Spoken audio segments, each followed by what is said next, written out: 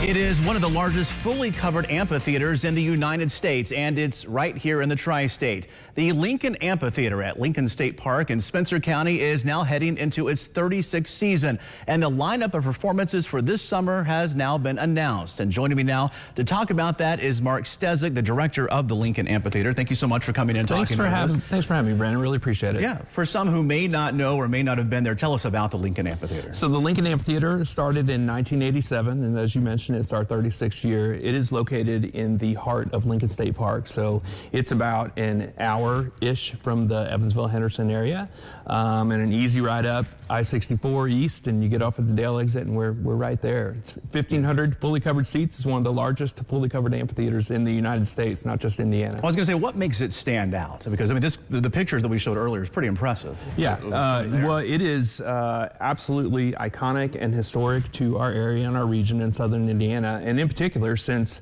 Mesker, unfortunately, has not been able to rebuild and right itself. It's the largest amphitheater in southern Indiana. I think the closest thing to us is the Iroquois Amphitheater in Louisville. Okay, and you're now heading into the 36th season for shows over the summer. Tell us about the lineup. Well, it's always exciting. So we will always have an anchor Lincoln-related production because the amphitheater sits on the ground in which Abraham Lincoln and his family from his age 7 to 21 actually lived and walked. So we'll always have a Lincoln production. That is called The Rivalry this year. It's about the Lincoln-Douglas debates. It will be held June 22nd through the 24th.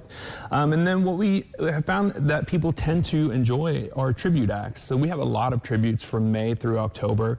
We found that people like to come out to see songs that they know every word to every single song, and we're relatively inexpensive tickets, so people tend to like that. But then we also have some national shows, and that'll start this summer on July 29th when we have Ace Frehley of the band, original member of the band Kiss.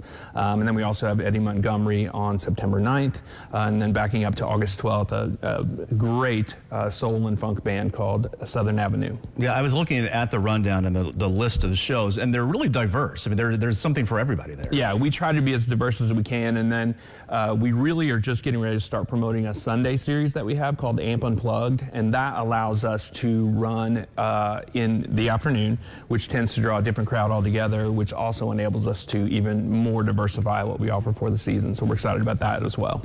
What types of shows do you try to attract there?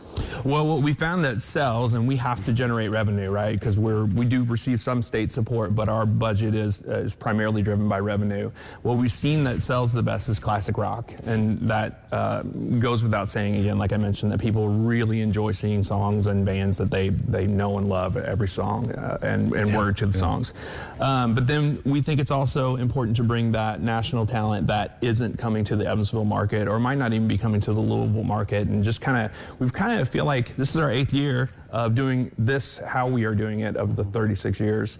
And I really feel like we're hitting our stride, and you know, COVID was a bump like it was for everybody, but we kind of came out of it swinging as early as 2021, and now we're kind of back to where we were in 2019. Now some of the shows are already sold out, is that right? Yeah, it was crazy. This year we sold out 3 of our shows in 24 hours, and having a sellout at the Lincoln Amphitheatre is not unfamiliar territory, but never in 24 hours. So I think it speaks to what we do, number one, what we offer and the quality of it, but also that people are still, from having been pent up for a little while in 2020 and even 2021, they're ready to continue to come back out and enjoy themselves. Well, for folks that want to do that, how can they get tickets? LincolnAmphitheatre.com, and that's R-E on the end, not E-R. All right, Mark. Thank you so much for being here with us to talk about that. I know it's a treasure to the tri-state. Brandon, thanks for having me. I really appreciate it. Absolutely. Thank you. And we'll be right back.